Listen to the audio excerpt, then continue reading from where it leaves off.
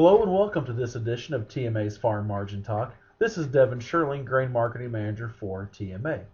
So as we close the page on another chapter of our Farm Margin Talk, we look back at last week's report, and we were so thankful for the beneficial rain we received.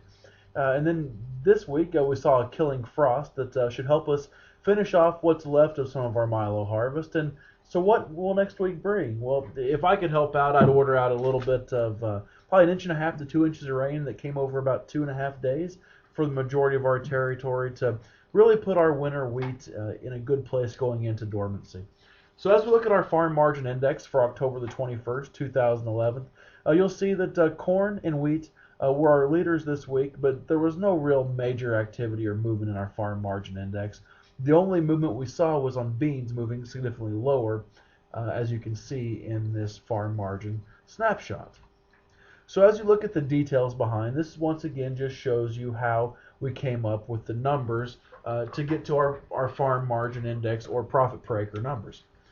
But today we're going to try to do something a little bit differently. We've been talking about the same numbers over and over again, but today instead of talking about our crop nutrient expense as dollars per acre it costs to put out our crop nutrients, we're going to talk about the number of bushels it takes to purchase our crop nutrient needs. And so you can see each individual expense we have itemized up here by the number of bushels it takes to cover that expense. So if you total all those up, that comes up to 129.78 bushels of corn at today's new crop price at Groveland, Kansas, to meet your, to cover your total expenses. Now, this does not include your living expenses. So if a producer has 185 bushel APH, and that means he has 55 bushels of corn that he has the ability to sell to make his farm's profit or margin potential. But if he just uses an 80% insurance policy, he would take 80% times 85, which would give you the guaranteed bushels of 148. So that would still lead you 18 bushels that you could forward sell and lock in a minimum profit and still be covered by your federal crop insurance. So what does that look like over time? Well, this chart shows you the last 11 years, and the purple line, which shows us the number of bushels it takes to cover your total expenses. And there's no coincidence in this line being purple with the Sunflower Showdown happening this weekend in Lawrence, Kansas. So the black line at 11-year average is 189 bushels to cover your total expenses on your farm.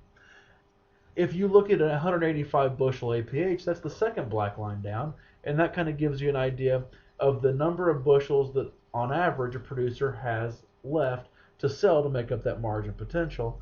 And then the final black line just shows you the 148 bushels it takes that you have guaranteed bushels to cover with an 80% crop insurance policy. And this is what the bushels to cover sheet looks like. So you can see irrigated corn leads the pack at 55 bushels that are over and above your total expenses. But you can see that dryland corn is also looking very good at 19 bushels, and so are irrigated and dryland beans.